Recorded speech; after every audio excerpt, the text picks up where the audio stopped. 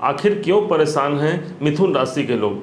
आपने थंबनेल देख करके इस बात को समझ लिया होगा। और ये हमारा पहला वीडियो ही नहीं, इसके पहले हमने एक वीडियो और भी बना रखा है कि वास्तविक कारण क्या है कि मिथुन राशि के लोग इतने सतत प्रयास करने के बाद भी, इतने जीवन में सकारात्मक ऊर्जा अपने पास रखने के बाद भी इनके जीवन में अभी भी समस्याएं बनी हुई हैं। आखिर क्या है कारण?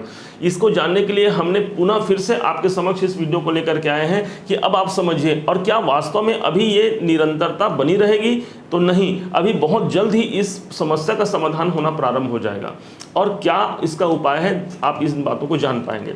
आपने समझा होगा कि पूर्व वीडियो में हमने इस बात को बताया भी था, और आप समझ लीजिए कि 6 मार्च से शनि देवता उदित हो रहे हैं।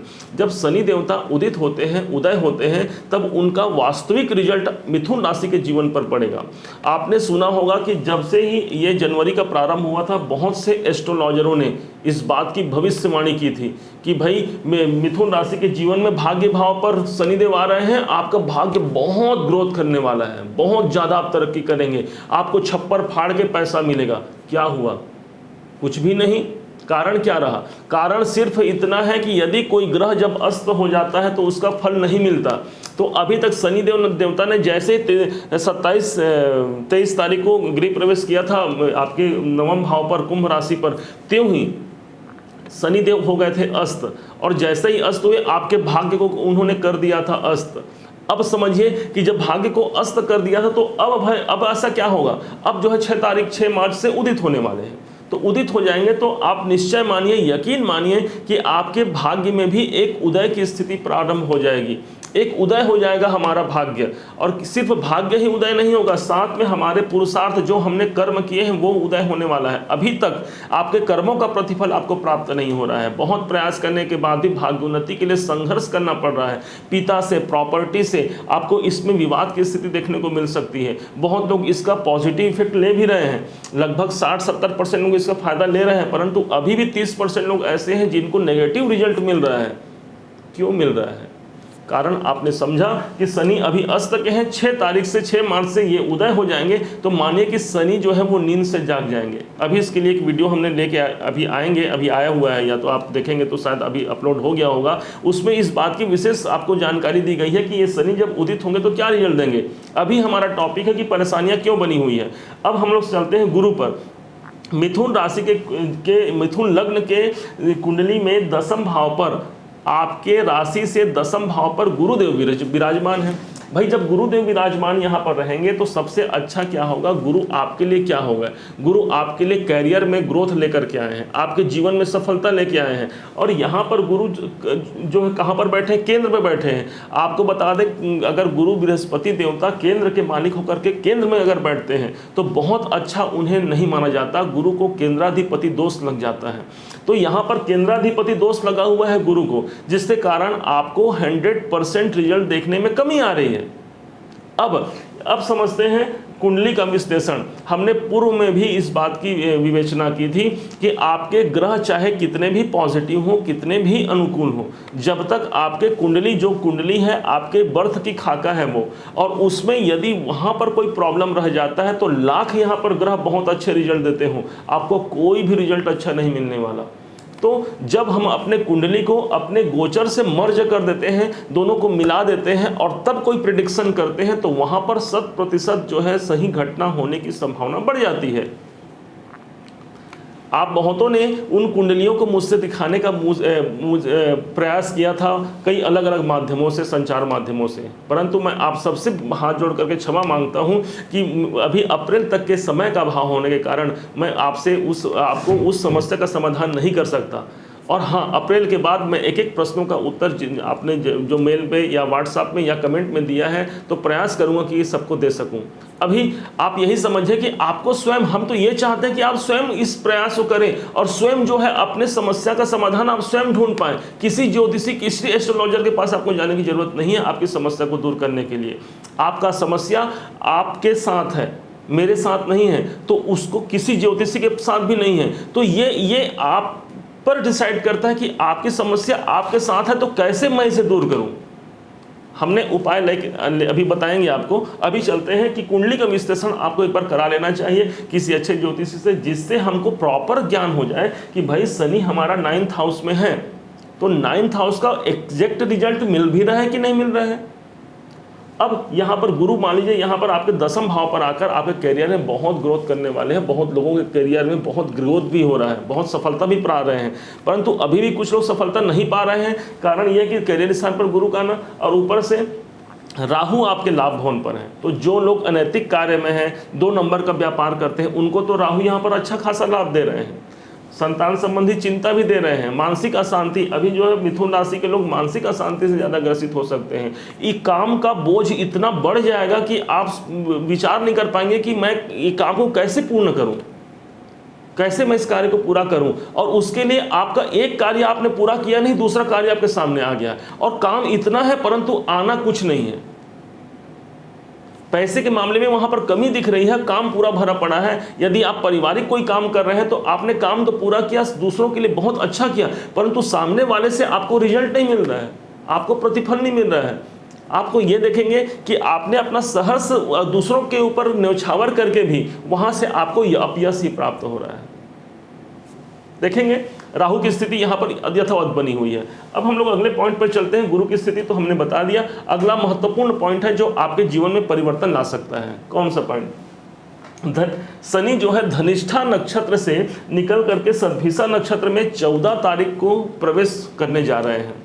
इसके ऊपर ऑलरेडी हमने एक बृहद वीडियो बनाया है, पर्टिकुलर मिथुन राशि पर कौन सा उसका प्रभाव पड़ने वाला है। आप उसे जब अपलोड हो जाए तो आप उसे देखिएगा, आपको ज़्यादा क्लियरिटी उसमें आएगी। अभी आपको इतना बताते हैं कि अभी शनि यहाँ पर अस्त अवस्था में है, और अस्त अवस्था में शनि रहते हुए जब इतना नेगेटिव रिजल्ट अभी तक दे चुके हैं, अब क्या होगा? तो अब तो उदय हो जाएंगे 6 तारीख से, आपको बताया। लेकिन अब एक बहुत बड़ा काम होने वाला है, और वो कौन सा काम? कि शनि जो है अब तक पिछले लगभग 1 साल से मंगल के नक्षत्र धनिष्ठा पर थे। माना जाता है, ज्योतिष का एक सूत्र होता है कि जब कोई ग्रह अपना रिजल्ट देता है तो वो रिजल्ट अपने ग्रहों के माध्यम से देता है। तो इस हिसाब से शनि का रिजल्ट कौन देगा? उनके जिनके नक्षत्र में शनि है। तो शनि अभी तक किनके नक्षत्र में थे? तो शनि अभी तक मंगल के नक्षत्र में थे। मंगल आपके लिए कहां पर है? तो मंगल आपके लाभ भवन पर है। एक तो आपके लाभ के दृष्टिकोण से अभी का समय जो गुजरा है वो बहुत अच्छा माना जाएगा। अब कहाँ जाएंगे वो?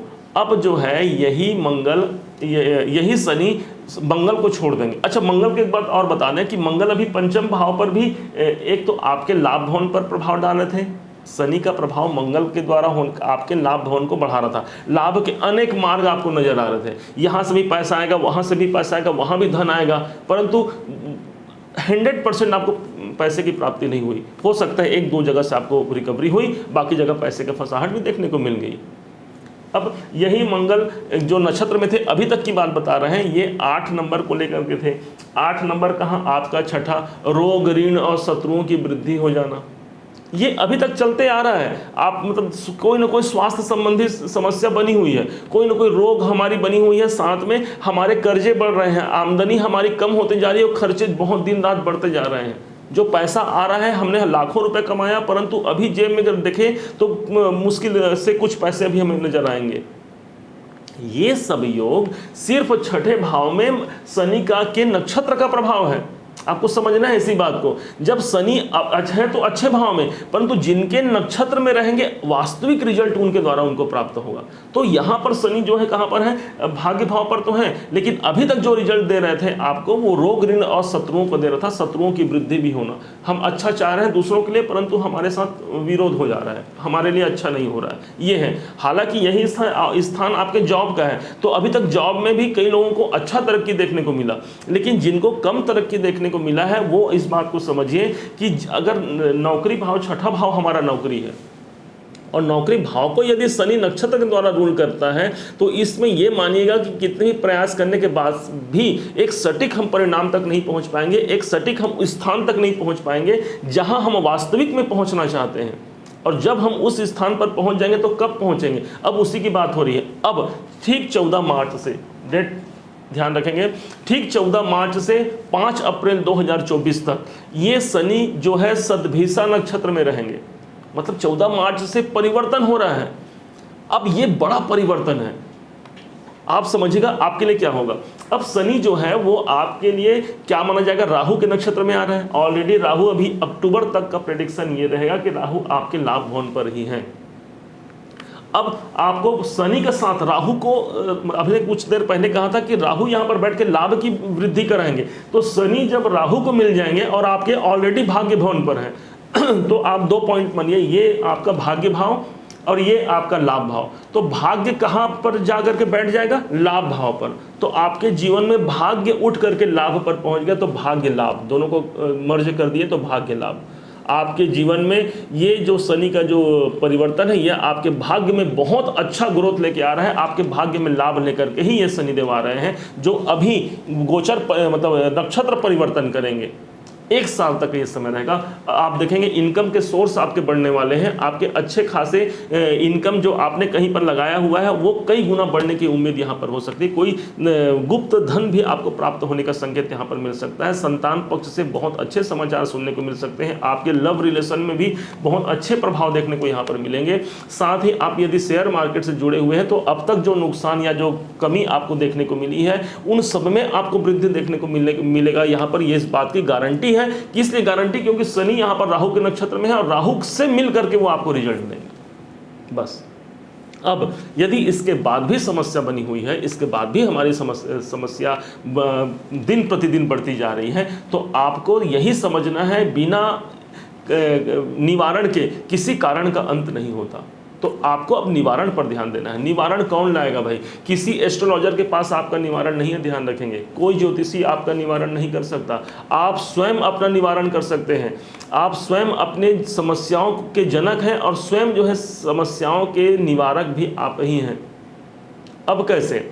अब समझेंगे इस कुंडली में, इस लगन में जो मिथुन जहां पर लिखा है, यही आपकी राशि हो गई, जिसके स्वामी होते हैं बुध देव।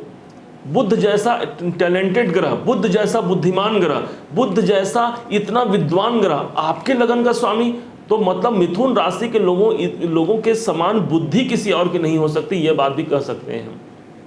तो यहाँ पर तीक्ष्ण बुद्धि का तात्पर्य यह है कि कोई जिस भाव तक कोई पहुंचना चाहता है यहाँ तक, लेकिन मिथुन राशि का स्वभाव है वो यहाँ तक पहुंच करके उस बात के तह तक पहुंच करके उस समस्या का समाधान निकालने का सामर्थ्य एकमात्र जो है मिथुन राशि के लोगों पर देखी गई है, जिसके स्वामी हो गए बुध देव। तो आपको बुद्ध का ही प्रभाव आपको ध्यान रखना है। बुद्ध के उपाय करके आप जो है प्रत्येक समस्या से आप निदान पा सकते हैं। कौन सा उपाय है बुद्ध का? तो बुद्ध का सर्वोत्तम उपाय है आपके जीवन में, वो है आपके लिए हरा रंग। हरा रंग इतना ज़्यादा आपके लिए खुशहाली लेकर के आने वाला है, या जीवन में सदैव आप इसे रख सकते हैं। हरा रंग मतलब सबसे ज़्यादा हमारी प्रकृति माँ में हरा रंग पाया जाता है, जो हमारे घर के, हमने बार बार इसके पिछले वीडियो में भी इस बात को कहा है, और कि आपके घर में या आसपास जो प्रकृति है, जो हरा भरा जो पेड़ पौधे हैं, यही बुद्ध का साक्षात प्रतिनिधित्व करते हैं। पेड़ कोई भी हो, आप मत जाइए उसमें, आप हरे रंग से जाइए, वहाँ पर जा करके आप उनको पानी सींचिए, खाली पैर कुछ समय के लिए घास पर बिताइए। इससे आपको एनर्जी मिलेगी। किससे एनर्जी मिलेगी? उस बुद्ध से एनर्जी मिलेगी। हरे रंग आपके बॉडी में जब है, हरे रंग की कैपेसिटी बढ़ जाएगी, जब उनकी रश्मियां आपके बॉडी में बढ़ जाएगी, तो उसमें इतनी शक्ति होगी कि प्रत्येक कार्य को आपके वो बहुत अच्छे ढंग से वो आगे आपके जीवन में आगे वो निरंतर वो सतत जो है वो सफलता को दे सके। हरा रंग, साथ में हरा रंग माना गया है आपके लिए शुभ। अब इसके देवता कौन हो गए? तो इसके देवता भगवान श्री गजानन जी महाराज हो गए। गणपति जी आपके जो है वो सब प्रत्येक समस्या के निदान हो गए, निदान के देवता माने गए हैं, क्योंकि मिथुन राशि का स्वामी बुद्ध, बुद्ध के देवता गणपति जी महाराज। तो गणेश जी की पूजा आपको करनी ही चाहिए। प्रत्येक दिवस ओम गंग गणपतये नमः का जाप कर सकते हैं आप, या गजाननम भूत गणादि सेवितम कपित जम्बू फल चारु भक्षणम उमासुतम शोक विनाशकारकम नमामि विघ्नेश्वर पद पाद पंकजम। तो इस प्रकार से कोई भी मंत्र ले सकते हैं। हमने तो बस एक याद था, हमें तुरंत आपको सुना दिए। आप कोई भी मंत्र ले सकते हैं। तो यहाँ पर गणेश जी को तो स्वयं कहा गया है विघ्न हरण मंगल करण, जो आपके अधिष्ठाता बनते हैं, जो आपके लग्नेश के स्वामी बनते हैं, जो प्रत्येक समस्याओं का निराकरण करने के लिए तैयार है। देखिए प्रत्येक इसमें अलग अलग भाव होते हैं। आपको धन चाहिए तो यहाँ को एक्टिवेट करना होगा, आपको पत्नी चाहिए, बिजनेस चाहिए तो यहाँ एक्टिव करना पड़ेगा, आपको भाग्य चाहिए तो यहाँ एक्टिव करना पड़ेगा। परंतु जो सर्वांगीण विकास जिसे कहा गया है, जो सर्वांगीण रूप से सर्व सुख आपको देने वाला है, वो एकमात्र आपका लग्नेश ही है। इस लग्नेश को बले बनाइए। पन्ना एक धारण कीजिए। यदि आपकी कुंडली में बुध जो है स्ट्रांग है, अच्छे भाव का स्वामी है, नीच या बुरे भाव पर नहीं पड़ा होगा, तो आप निश्चय ही एक पन्ना भी धारण कर सकते हैं अपनी कनिष्ठिका उंगली में। परंतु ध्यान रखिएगा कि ये जो कनिष्ठिका उंगली में आप धारण करेंगे, बहुत सोच विचार करके अपने प्रॉपर कुंडली का विश्लेषण करा करके ही आपको पन्ना रत्न धारण करना है, वरना यही बुध आपके कुंडली में यदि अशुभ भाव पर हो तो आपके लिए मारक और घातक भी हो सकता है। तो इस प्रकार से आपको गणपति जी का आराधना करना है, हरे रंगों का यूज अपने जीवन में बढ़ा देना है। ये इन कार्यों से अच्छा, एक सबसे महत्वपूर्ण कारण, एक और उपाय आप समझिए। बुध जो ग्रह है आपके लग्नेश के स्वामी कौन हो गए पता है आपको? जो किन्नर है, जो किन्नर जो बस में ट्रेन में जो किन्नर जो होते हैं, ये आपके स्वामी हो गए, आपके लग्नेश के स्वामी हो गए। तो जब उनको कुछ दान पुण्य किया जाता है, उनको जब अच्छा, उनके लिए अच्छी आपकी बातें सोच करके उनको कुछ गिफ्ट प्रदान करते हैं, कुछ खाने को देते हैं जो किन्नरों को, तो ये किन्नर ही आपके बुद्ध को स्ट्रॉन्ग कर देंगे और आपके जीवन में एक बहुत बड़ा सकारात्मक परिवर्तन ला सकते हैं। किन्नरों को आपको ध्यान देना है, कुछ पैसे दे करके आपने मान लीजिए 10 रुपए दिए, 50 रुपए दिए या 100 रुपए दिए और बदले में उनसे एक कॉइन ले लीजिए, एक सिक्का लेकर के अपने पर्स में रख लीजिए। यकीन मानिए आपका आर्थिक स्थिति भी यहाँ पर बहुत बहुत भर जाएगा। उम्मीद है आप मिथुन राशि के लोग इसे समझ पाए होंगे। आपका जीवन सदैव मंगल हो। लाइक करिएगा। आपके लाइक से हमें बहुत मोटिवेशन मिलता है, आपके एक कमेंट से हमें बहुत मोटिवेशन मिलता है कि हम भविष्य में और ऐसी वीडियो लेकर के आते रहें। आप सभी का दिवस जो है वो मंगलमय हो। इसी शुभकामनाओं के साथ सभी मिथुन राशि, मिथुन लग्न के लोगों को जय श्री राम।